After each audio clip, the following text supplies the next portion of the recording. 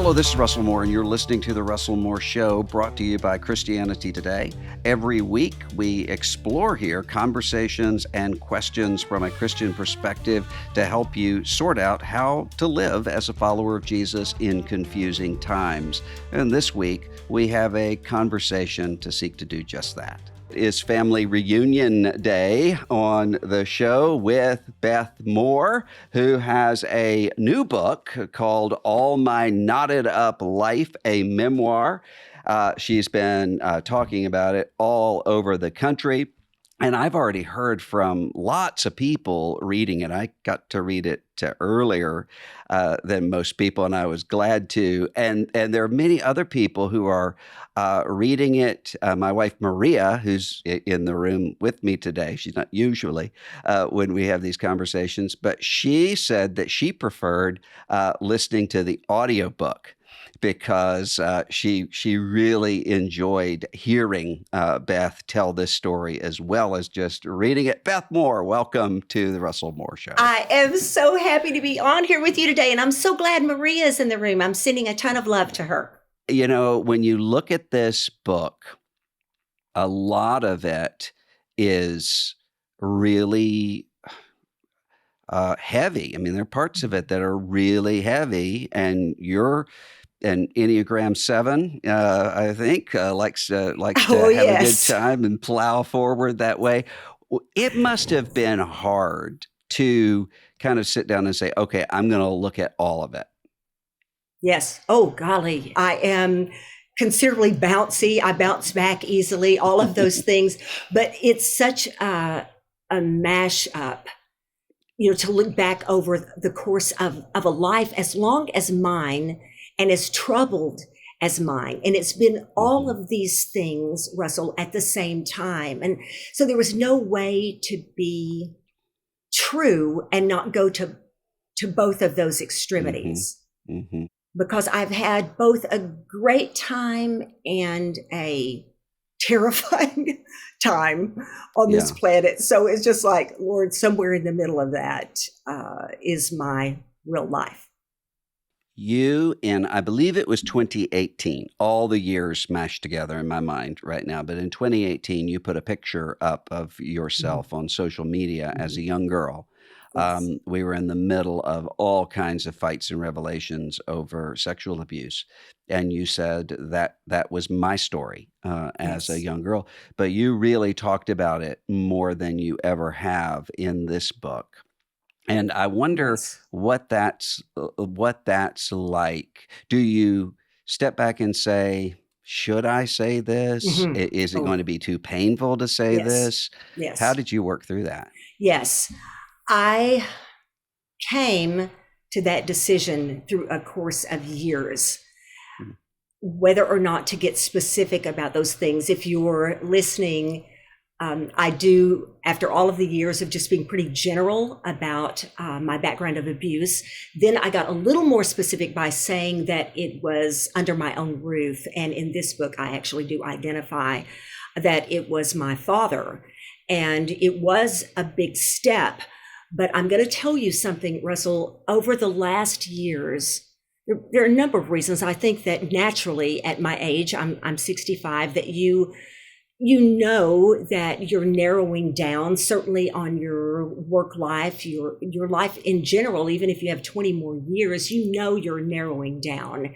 And I think there's something about all of us that would wish, especially for writers, and it comes naturally to us to put something in words, to be known for who we really are, and not something that's sort of a stab that direction, but no, this is my more specific story. And I wanted to be free at this late hour in my life to speak specifically to this monster, which is incest, and get very specific that when I talk about Jesus being able to deliver you from your shame, I know of what I speak. And the other thing, Russell, I felt like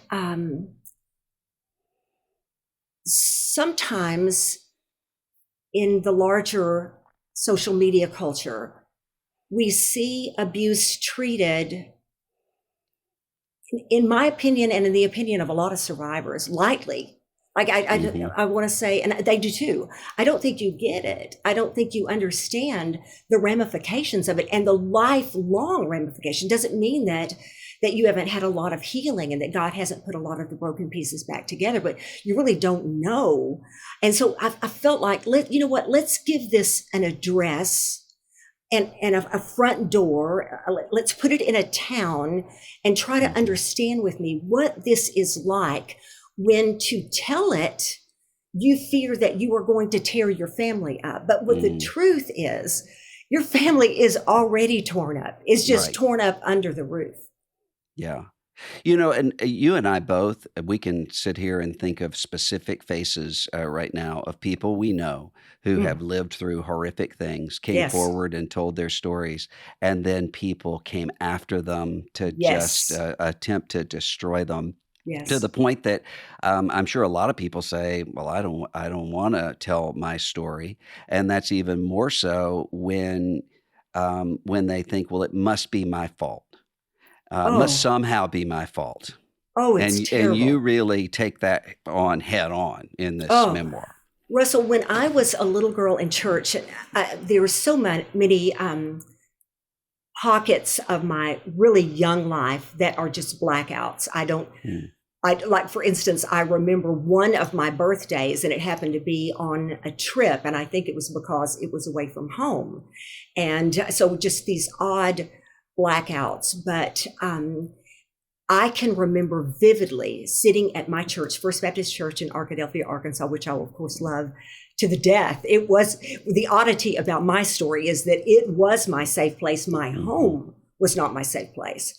But yeah, I think about that and I would glance around me. Now, Russell, this would have been by the time I'm talking first grade, second grade. I would look around me and I would wish so much that I was a good little girl. And mhm, I would wish so much that I had not been so bad. And Russ, I what in the world have you done by the first grade that would be yeah, responsible for that kind of shame? But that is the way a kid takes it on, and the weight of it. Growing up, feeling at the point, I remember being 14 years old and feeling 80. I mean, 80, just feeling like I could barely drag myself down the hall of my home at times because mhm. my childhood just had been ripped right out from under me. What does that do to your sense of the fatherhood of God? I have gone back over this 1,000 times because I don't know quite how to explain this except that God must have given me a gift of faith. But let me tell you, somehow as a child, I was able to discern the difference. If you've got a background like mine and you're raised in Sunday school and just those little baby bear chairs and your teacher is sitting in Mhm, one of them too. And I can just see it because her knees are up real high and her pumps. And I mean, I can just see the whole way she's dressed and everything. And the way they would hold up any of us who were raised in Sunday school, you could even see the same picture in your mind that I'm yep, seeing in mine, which is Jesus and all the children are around him. And Russell, somehow, I do not know how, somehow I was able to differentiate that Jesus was safe with children. My Sunday mm, school teachers would say over and over again, Jesus is your best friend. And I would think, I was a thinker. I mean, I would analyze things as a young child. And I would think to myself, wow, I don't even know my very best friend. So here's what I'm going to tell you. So the breakthrough for me that came with God as Father was coming to love Jesus so much. And then him saying, if you know me, you mm, know the Father. mhm, So that would have been, I had to go about it that way. And I, to this day, in most of my prayers, because it's been such a monumental relationship, that had to be so transformed in my thinking of what a father figure would be like in a life that I still address most of my journal prayers. my dearest Abba, that is my Father, to just remind myself over and over again what a wonderful and loving and secure Father that I have. But it was really torturous, because this was a man that was, I don't know another way to put it, but just prancing up and down the aisles at church. I mean, this was somebody so well respected. And my brothers and sisters, when I spoke with them about, of course, months ago, because there were, let's see, what, 7 people, only 7 people that I needed to check with, my 4 siblings and Keith and my daughters. There was, how do all of you feel about this? You were the only people, but I'm asking your blessing and your permission. And, all of us were like, well, here we go. Because there is no way we are not going to hear from hosts of people from our hometown, because we were a very well-known family in that town. What advice would you give to, maybe there's a girl who's listening to this right now who's going through a similar situation, and she's thinking to herself, what should I do now? I would absolutely, and I've had this conversation with a number of classes with children, that I have them think of someone that they think is safe. Who is safe to you? And I think in terms of a school teacher, I will almost always tell them to go. Please don't take this oddly. What I'm looking for is sort of a maternal figure to them, because a lot of kids will feel like that's a very safe relationship. So I'll say, who is a woman that you might go and tell that you have a secret that you need to share with them, and could they help you with it?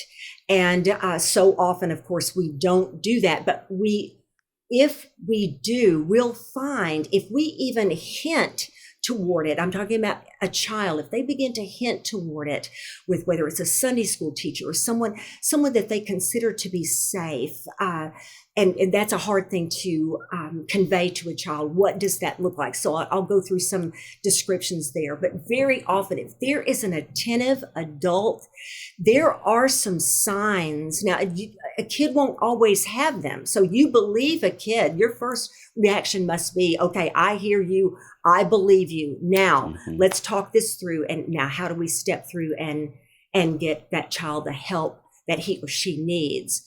But if, like for me, Russell, it should have been so obvious. I had so many side effects from it that for some people, okay, a perfect example. I saw somebody write here just recently. He described our family. He had not read the memoir. He just simply said he knew one of my siblings. He saw that the book had come out. He said, I'm anxious to read it. He said they were raised in a dysfunctional family. And I told my daughters, I said, I am dying to know how he knew. Yeah. So I know that sounds strange, but after all of this hiding, it will be interesting to know from the outside, what could you tell? What could you see? How did you know?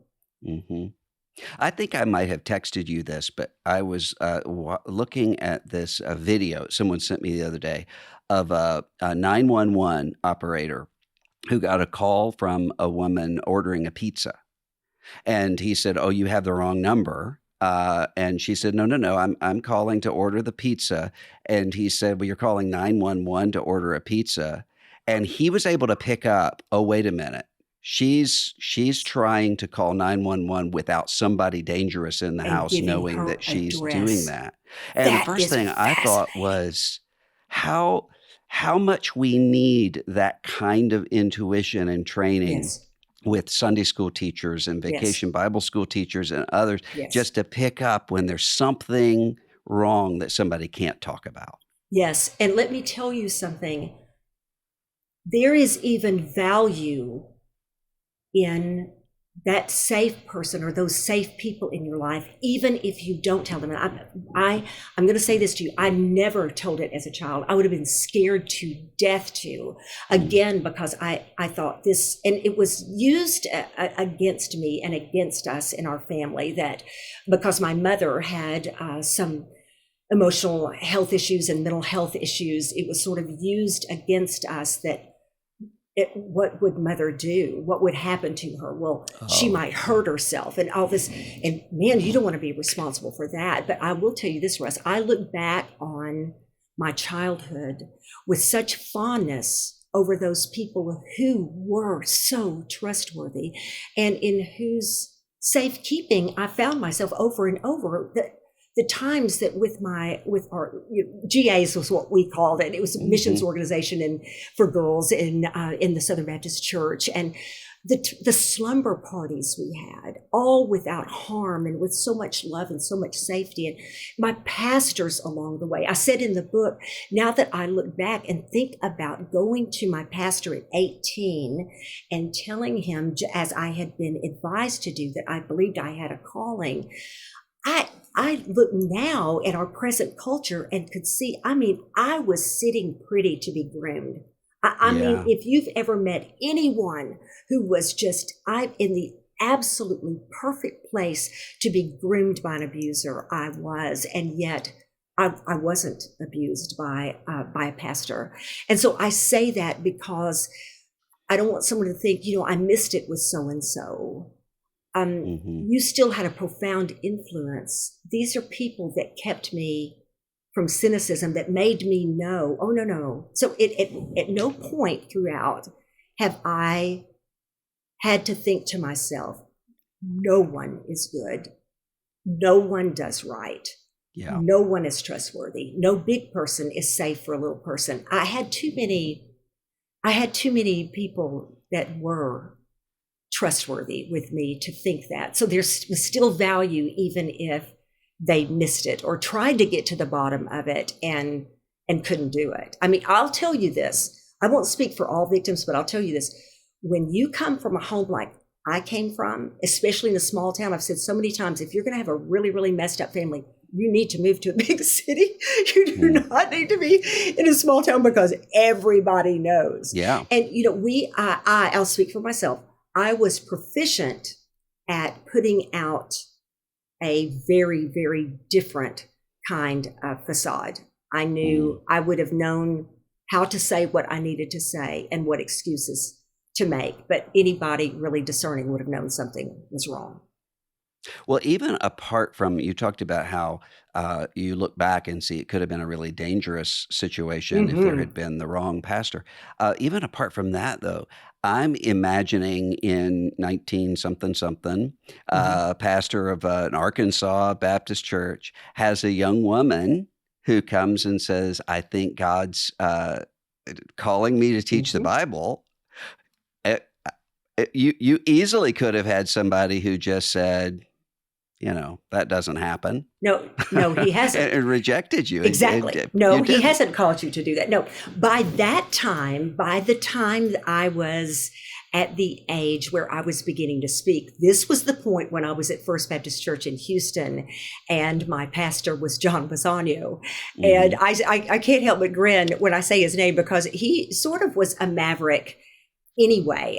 For all I knew, every place was like that. But as I look back now, I can, if you have that, if you see your life as a chess piece going across that board, I can see where the Lord had to have gone, now it needs to be here, and then it needs to be way over here, and then it's got to be here. It's fascinating. It's fascinating because if it had happened early enough, it would have been, I would have, if I had been discouraged early on, I never would. I was a rule keeper. I never would have gone that direction. Yeah. But how did you, I think about my own life and calling, and it wasn't unusual for a teenage boy to be called to ministry. And there were people who could show me, here's how you teach the Bible. Here's what you do. How did you learn what to do?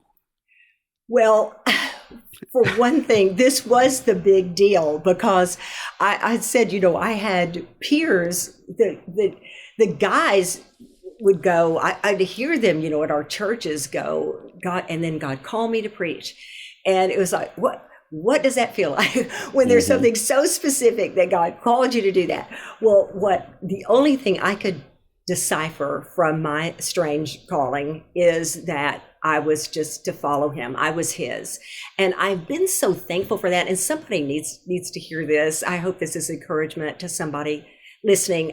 I've been so thankful for it, because if we get it too confused with position, in other words, God called me to position instead of his person. We're called to Christ. You follow me and I will make you whatever it is I've called you to be. But because I was called to his person instead of a position, then when it seemed to change same trajectory, but seemed to change that role, I just swam with it in that current, because it seemed to me, and I still feel that way. If somebody said, what do you see yourself doing in 2 years? I don't have no idea whatever he seems to lead. So that turned out to be very, very good advice. But I'll tell you that talking really was all I could do. You start looking and you're again and again, you're up front leading, and you don't realize it at the time. It doesn't just seems easy to you at the time. Yeah. Yes.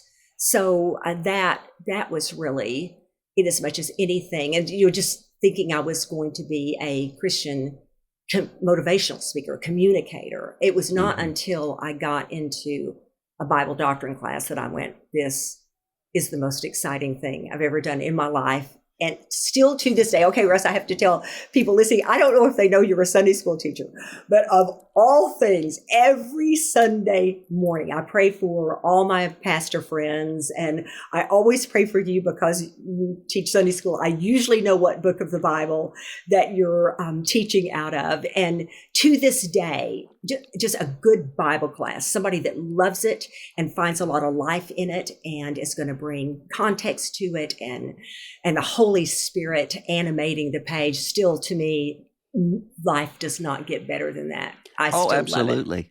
love it. I would rather teach a Sunday school class than take a Hawaiian vacation. And that 100%. Is the God's honest truth. That is 100% the truth. And for me, and I don't know if you feel this way, but I would imagine you do, because your professor, you are a very natural teacher. But I'd rather, when people would say something, when they would tease about tease me about being a pastor, I would always think to myself, I want to tell you something.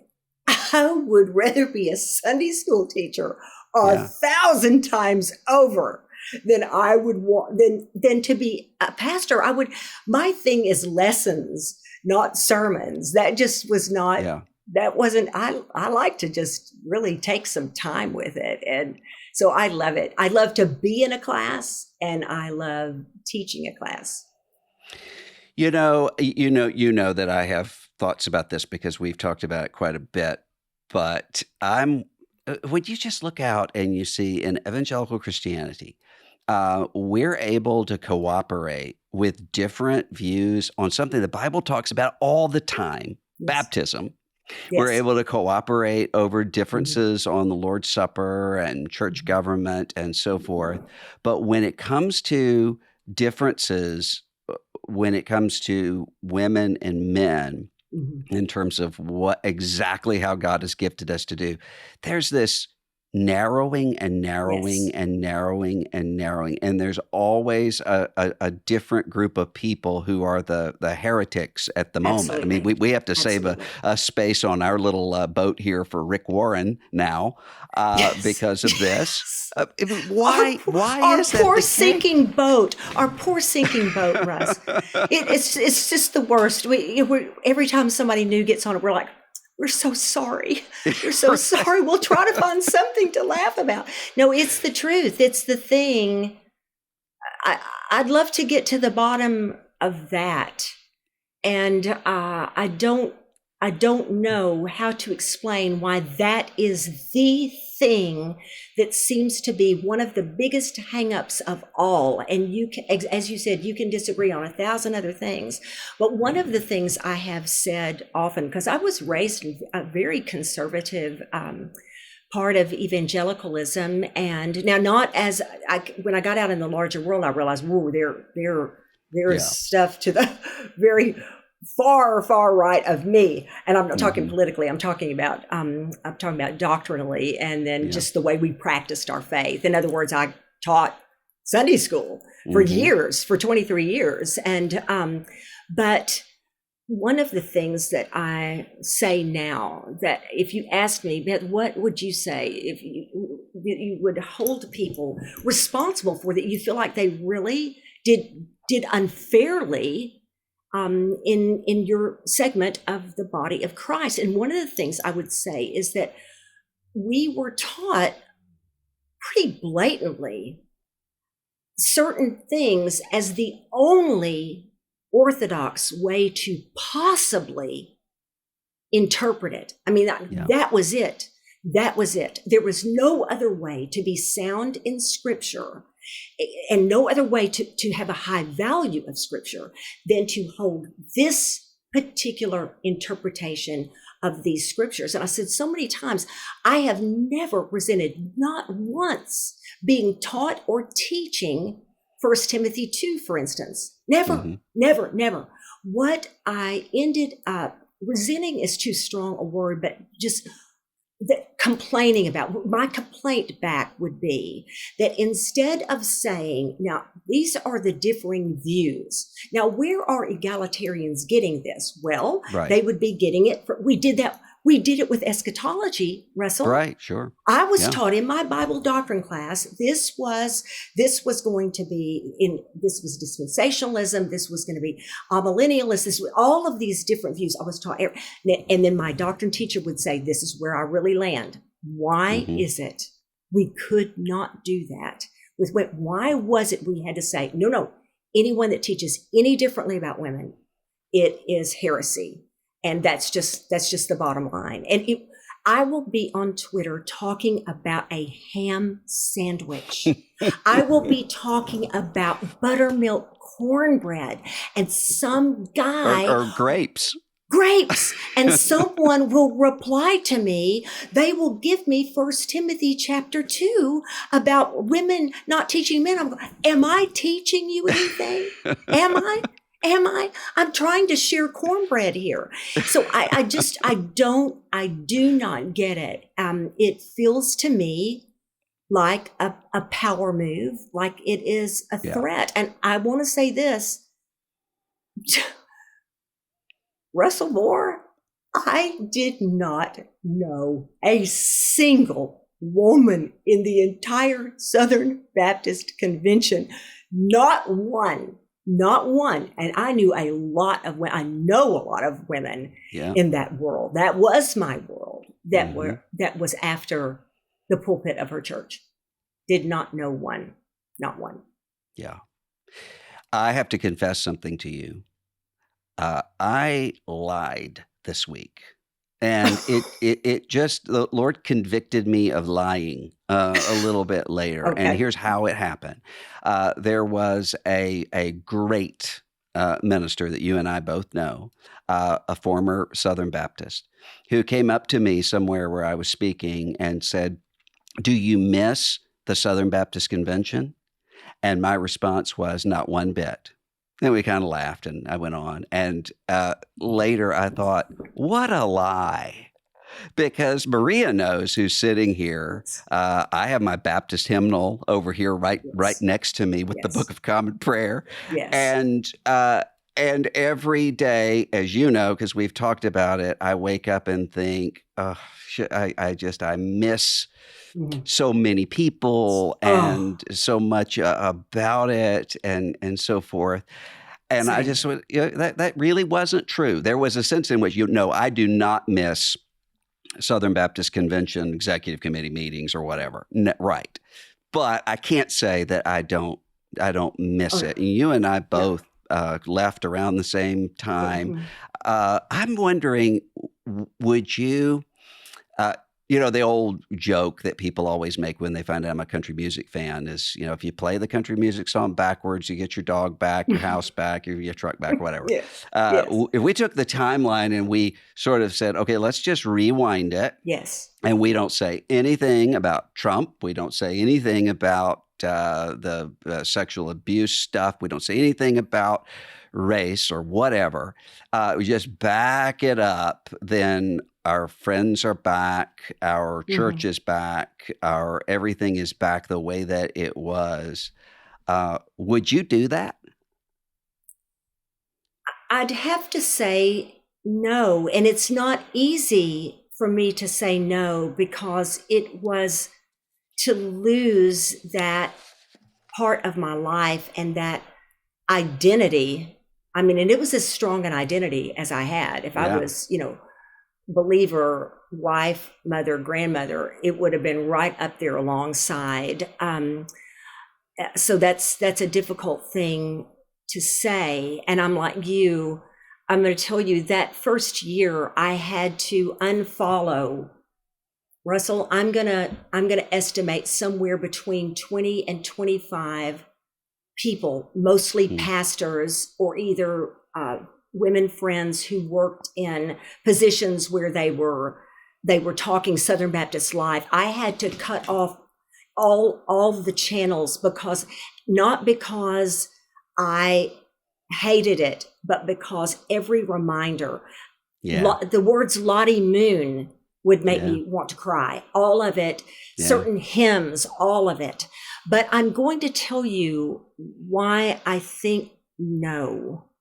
Paul says something to the church of the Thessalonians that I have thought about so many times. He tells them, he's wanting to return to them, and he says that he does, and so that God can supply what is lacking in their faith.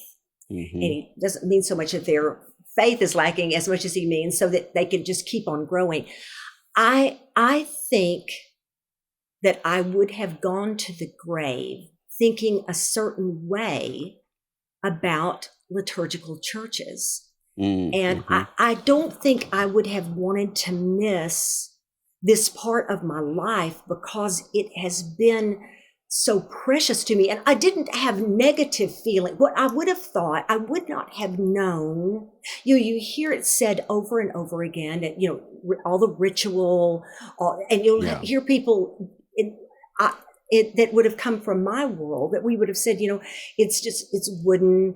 It's just, you're not really even having to think about what you're saying. Well, Russell, that's just not true at all. Or it Hmm. certainly hasn't been true in these last many months, at least a year and a half, where it has never become commonplace to me. And I look around me and see the, just the sense of holiness and sacredness and worship on these faces. And I think that it was very intentional of the Lord. Now, this is the knotted up part. All of it's Hmm. not. I wish to heaven that my life was a little like this was good and this was bad. But no, instead it's just all in a big knot because when I think about how I got there, Amanda asked me something just here recently. She said, Mother, can you check your journal in October, November of 2016 and tell me if you wrote anything down about this? And I looked back and I was nearly traumatized by what I wrote. I told her, I said, you know what?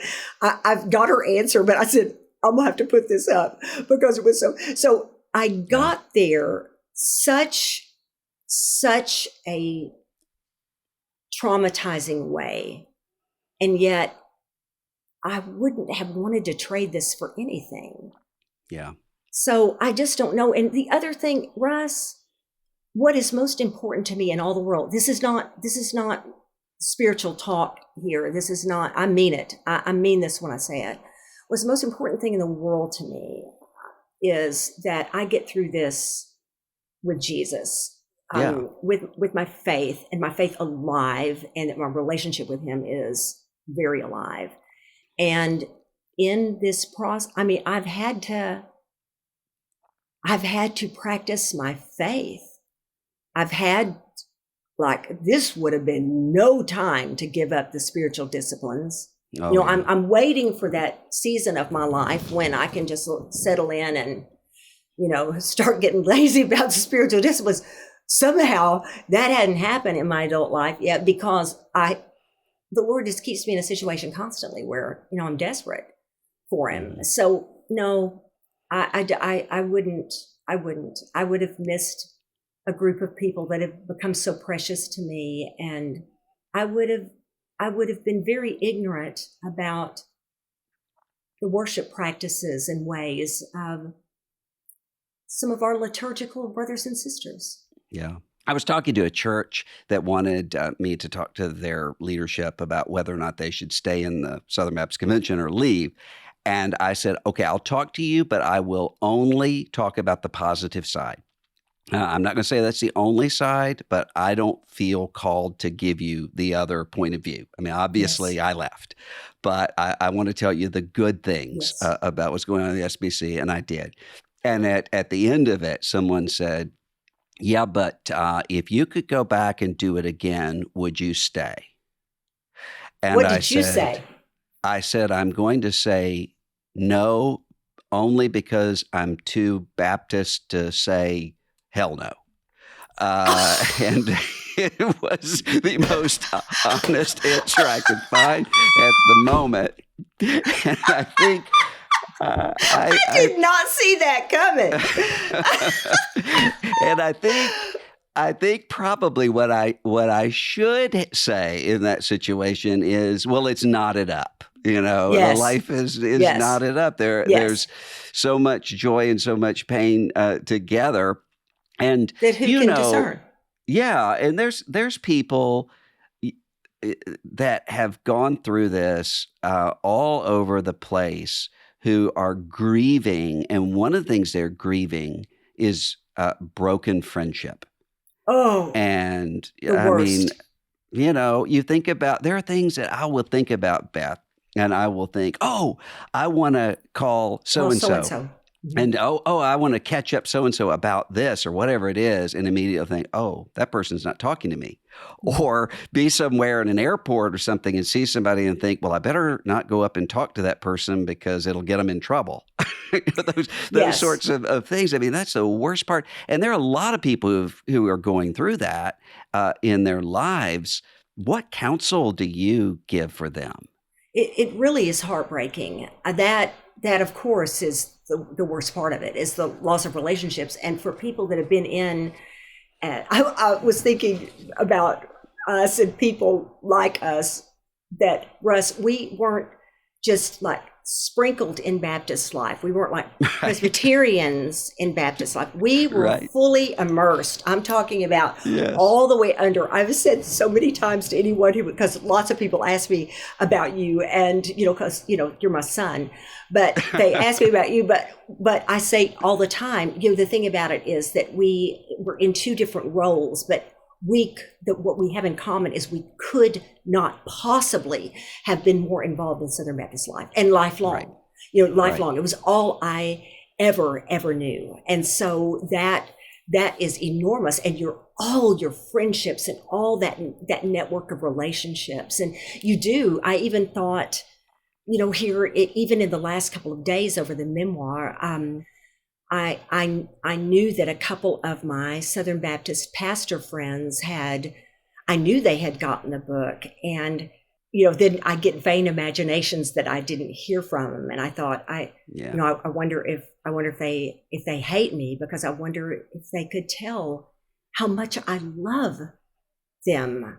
But I had the strangest question come to me about us and what both families of Moors had been through. They were very devoted to their Southern Baptist church, and they were like, but the thing about it is it worries us.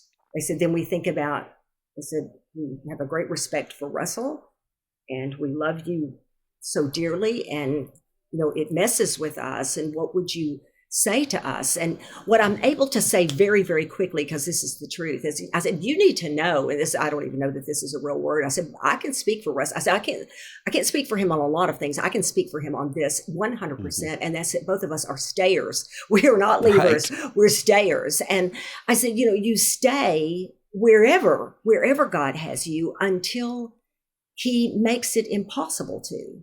Yeah. And if there's anything, I love to think about this with Genesis chapter 12, because I feel like this is so strategic, and the very end, the Great Commission at the very end of Matthew's gospel, where the word is, the action verb is go, in both of those, those enormous eras of time. And it's the same thing. God is perfectly capable of telling us when to go. So I assume I'm staying unless I am told by the Holy Spirit of God very strongly in my heart, and not once, but over and over, go. And in that, to leave, to be willing to leave those relationships and to hope. I don't know about you. I think that it's the same, but I think there are probably some that will never recover. Yeah. But a few of them, we're sort of finding our way again. Yeah. Same thing here. Yes. Yeah. That, Very thankful for that. When I talk about the sort of nostalgic, sentimental part of me, as you know, the one who does not have that in our house is Maria.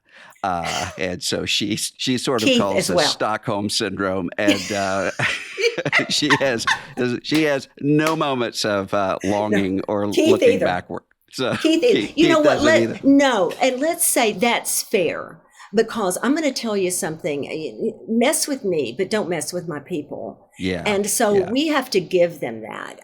Russ, you know from reading the memoir that at the time of a lot of this drama, from 16 to, let's say, late spring of 21, which is when I announced that I was stepping away from the SBC. Keith was very, very sick in the early part of it and unable to process a lot of what was happening. So he is now processing a lot of it. Mm-hmm. And I really feel for him. I told the girls, and when I say the girls, I'm talking about my daughters, Amanda and Melissa, because he calls both of them and he has to really hash it out. And he's going on another thing too. And he'll look up. So I said, honey, get off the internet. Right. That's not going to do anybody any good. But no, he has nothing. He wants the woodshed ministry. He really does. He really does. So we have to let them have that, because it's hard to watch your loved one go through something like that. So it'd be really interesting to have Keith and Maria go on tour together. I have thought it. Something we have never talked about.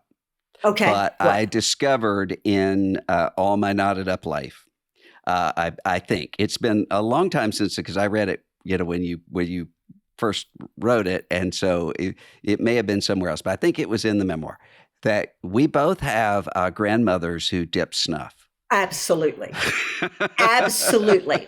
Absolutely. I didn't know yours did, though. I said that my grandmother is in heaven saying, you don't tell people that the pastor's wife dipped snuff. It was the pastor's wife? Yes. One of the things, mine was my great-grandmother. And you got to understand, to a child, what does great-grandmother mean? Because to me, it was like, I don't think she's that great. Because we had a grandmother that lived with us, and I was like, why isn't she great grandmother? Because she's my favorite grandmother. But this grandmother wore her hair up in a top knot, and I could just swear and declare, as I look back on it, that she had to have worn it up like that, because else it would dangle in her can. And she always kept her can in a paper bag, like someone would take around, like a bottle of bourbon or something. Yeah. But oh my gosh, yes. Anything classic Arkansas, this would have been my heritage. Anything, let me say, instead of classic Arkansas, let me say rural Arkansas. Right. That was both of my parents came from rural Arkansas. So yes, everything about it, just classic. Yes. So I wouldn't trade anything for it. Yeah. So from snuff using grandmother to pipe smoking Anglican in just a few generations. Just few generations. But isn't the Lord good to supply what is lacking in our faith? That's exactly right. And I guarantee that when Malcolm Geit comes into town again, I'm going to make sure that we're all together and he can show us how to blow smoke rings or something like that. I'm willing.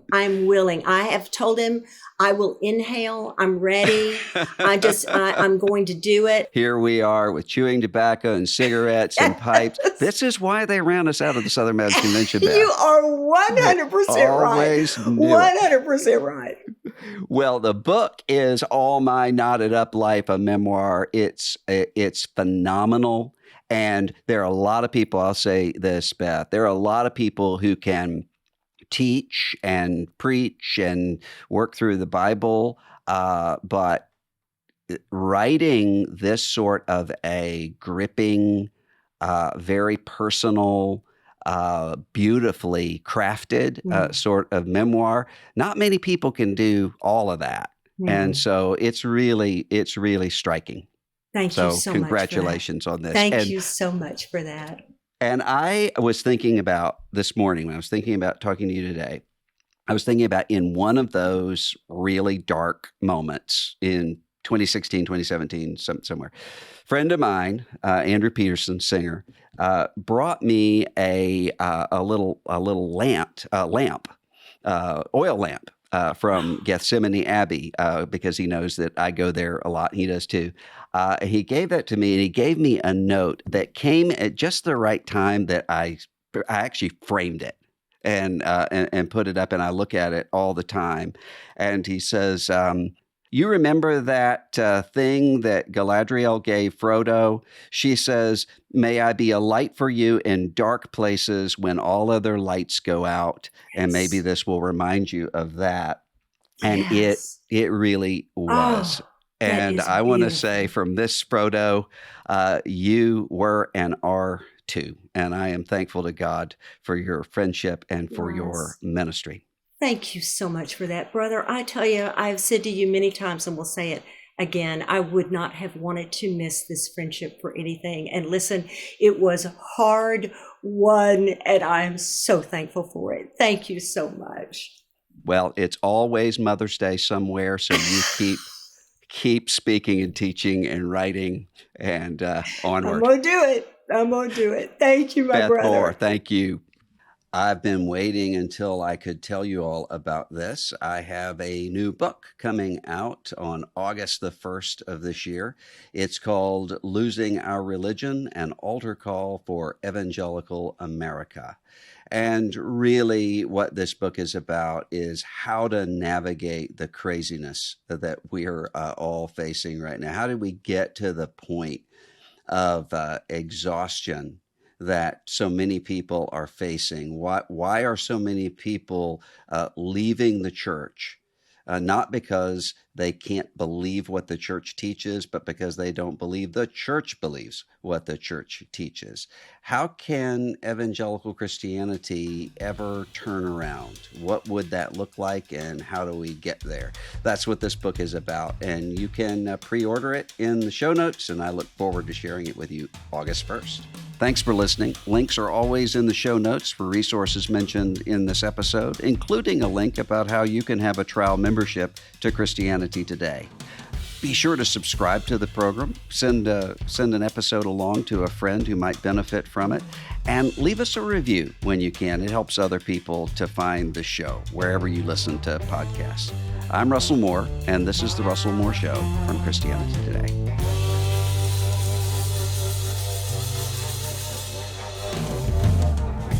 The Russell Moore Show is a production of Christianity Today. Executive producers are Eric Petrick, Russell Moore, and Mike Cosbert. Hosted by Russell Moore, produced by Ashley Hales, associate producers Abby Perry and Azrae Phelps, CT administration provided by Christine Kolb, social media by Kate Lucky, director of operations for CT Media is Matt Stevens, production assistance provided by Core Media, audio engineer is Kevin Duthu, coordinator is Beth Grabencourt, video producer is John Rowland. The theme song for The Russell Moore Show is Dusty Delta Day by Lennon Hutton.